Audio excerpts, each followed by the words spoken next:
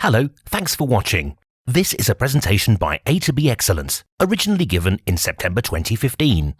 We're looking at the market for people and skills in 2015, how the job market has changed, and what it means for people with skills to offer. We'll explain why the worlds of business and work are changing, and we'll help you identify your attitudes in the work environment. Also, we'll look from both sides. If you're a manager, you'll learn more about how and why employee attitudes have shifted.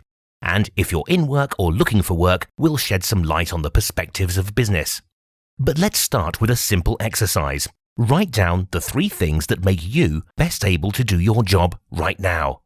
Just press pause and scribble 3 bullet points down, and then we'll go from there. The job market is changing beyond all recognition, and it has done for several generations.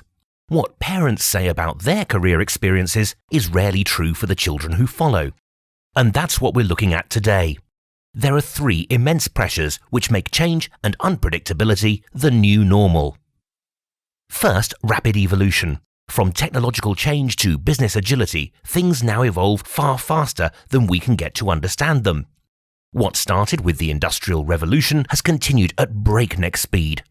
Let's say you were born in 1970. Your grandfather might well have witnessed the first car in his neighborhood, but your granddaughter will be a digital native using multiple screens by the age of 3. Second, consumerization. We make, use, discard, and buy another one. Repair is uneconomical, and there's always something newer on the market. It's not good for the environment, but it is a self-propelling marketplace for innovation and change.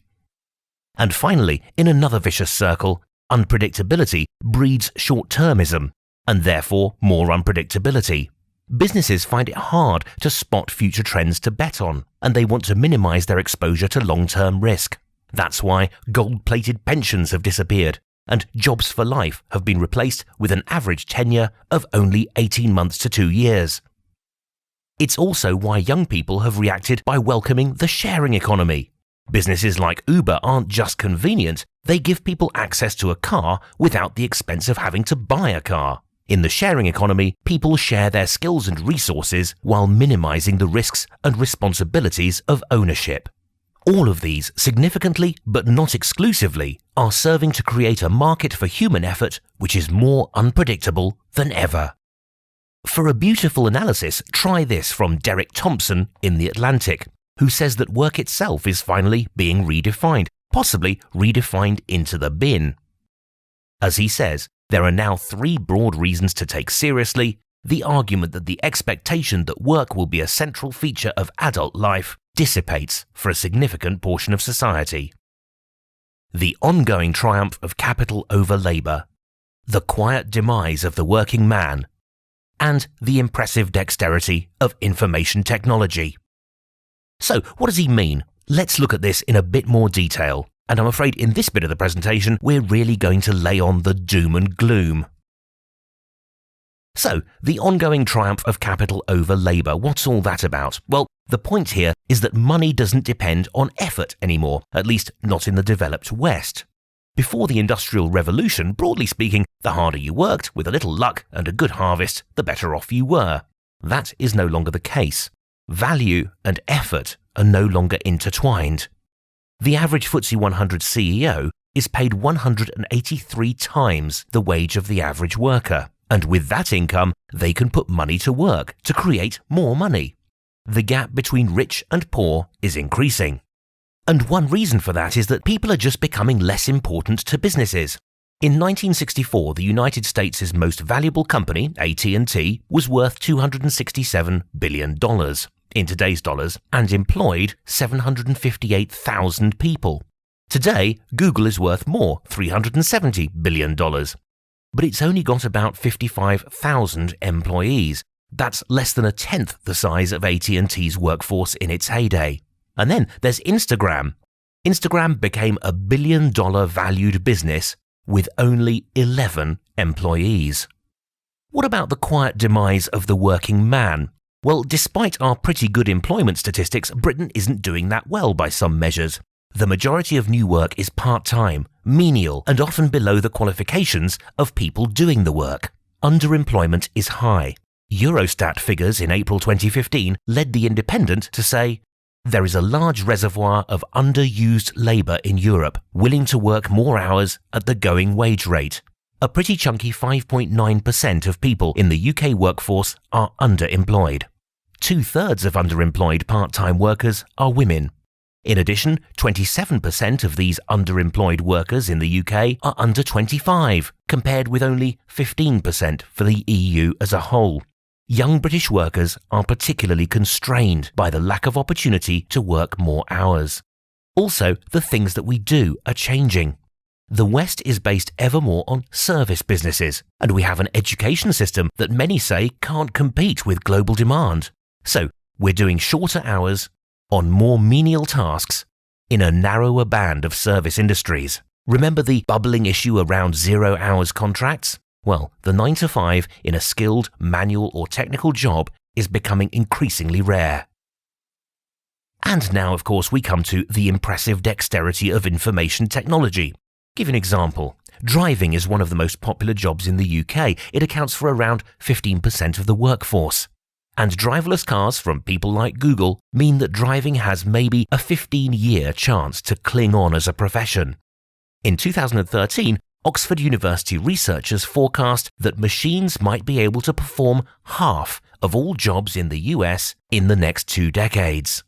Now, we've been promised the rise of the robots for years now, but hey, perhaps it's all starting to happen.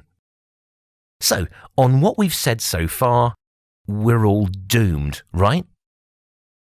Well, I'm pleased to say maybe things aren't so bad. There's evidence that all these trends have a flip side. Having spent a decade shipping work to other countries, much of it is coming back to the UK.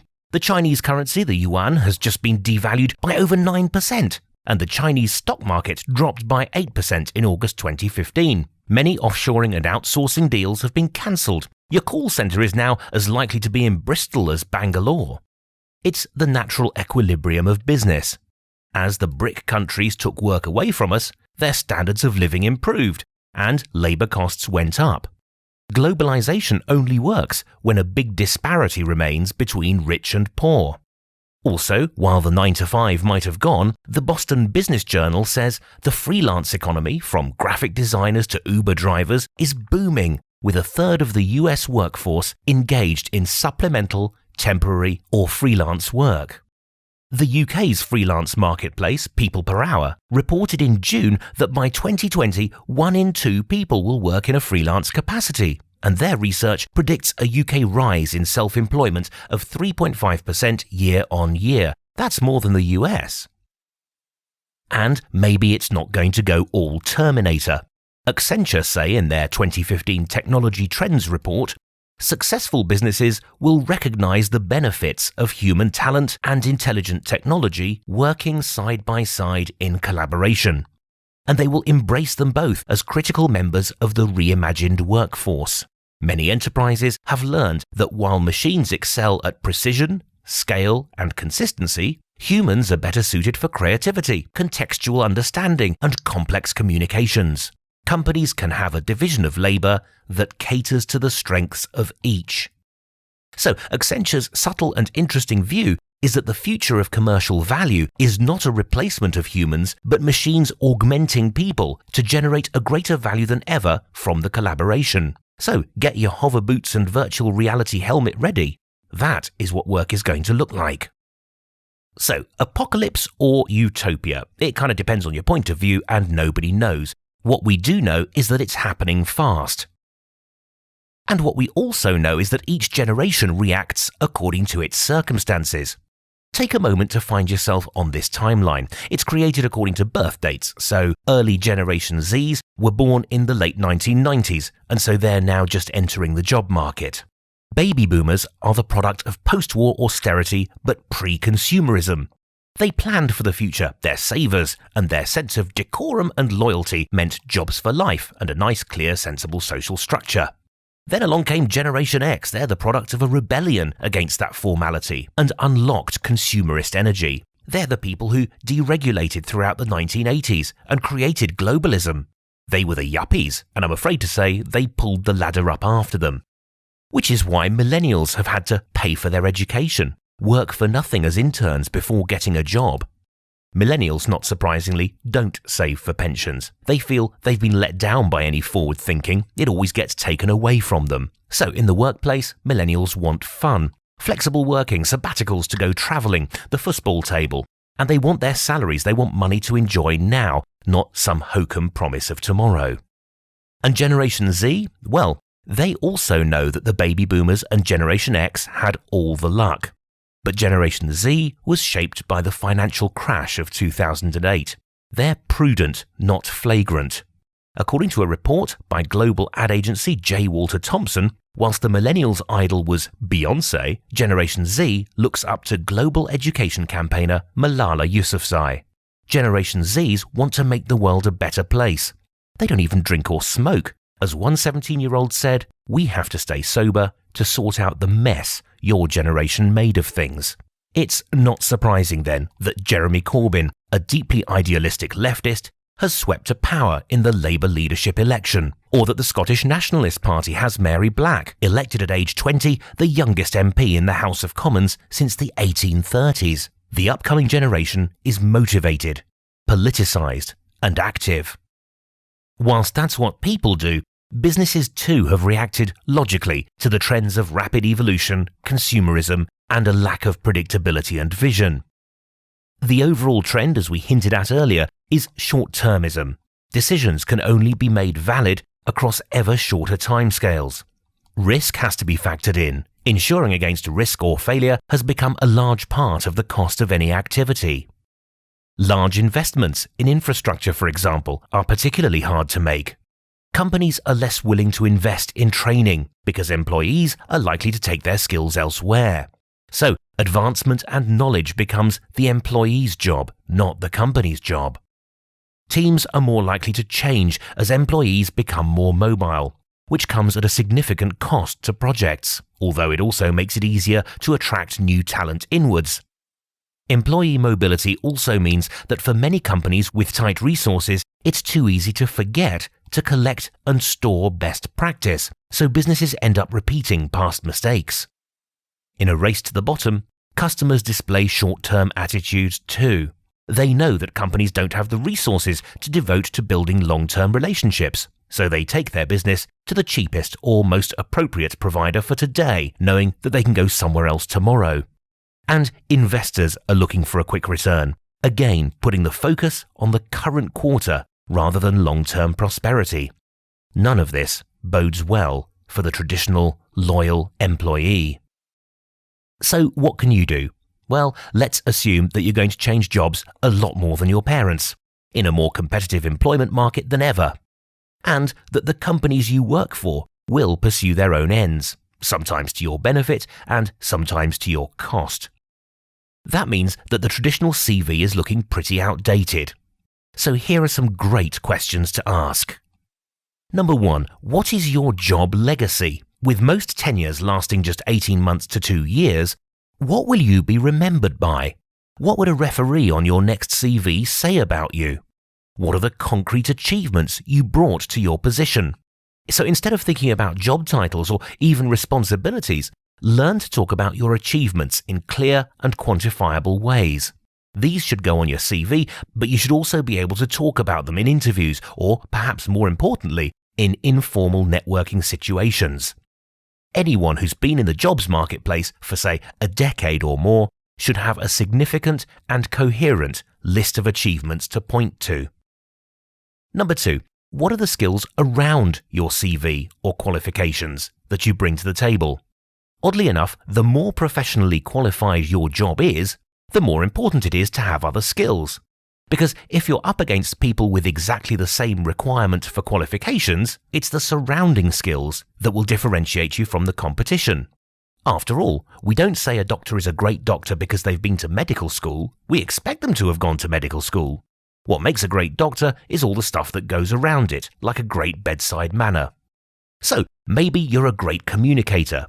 Maybe you're a leader who takes responsibility. Maybe you're someone who's known for going the extra mile. All those soft skills should come into play. Take some time to recognize and communicate those skills, again in as many situations as possible. Number 3, let's go back to the flexible work market. Whether you're fresh out of college and have total flexibility, or you have, well, a heavy mortgage and dependents to feed, there will still be aspects of your life that are flexible, and that's worth something. You may freelance or take contracts. You may run 2 jobs. You may not be tied to one location. You may be able to work weekends. These are all simple examples of where the contribution you make can be more flexible than other people's. Flexibility is a powerful skill to bring to a prospective employer or client in today's climate. And finally, number 4. What are the characteristics that define you when you put all this together? You can bet it's a better story than just a bunch of qualifications and job roles, which is what the traditional CV ends up being. Ideally, a prospective employer should see a trend, a set of characteristics that shine out from any CV or conversation, which represent the whole package that is you. So, remember at the start we did a simple exercise. We wrote down the 3 things that make you best able to do your job right now. If you said your qualifications, well, that's definitely only half the story. If you included your soft skills and a range of abilities, that's great. If you also included things which grow over time, your network and your resources, for example, those are definitely helpful.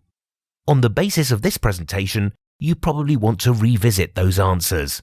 Take a moment to do so. You should end up with a much longer, more refined set of skills to be proud of, and be well equipped to take them into the jobs marketplace. Before we get to the takeaways, a word about A2B Excellence. We help large organizations make projects, often billion-pound projects, successful. And we always do it by starting with people, which is why we're interested in these seismic generational changes. You can find out more about us at a2bexcellence.com. Meanwhile, on the screen are some thoughts to move on with. In this presentation, I hope we've uncovered more skills than you might have thought you had to take into a complex and ever-changing jobs marketplace, or to apply to the employee management situations in your business. Thanks for watching.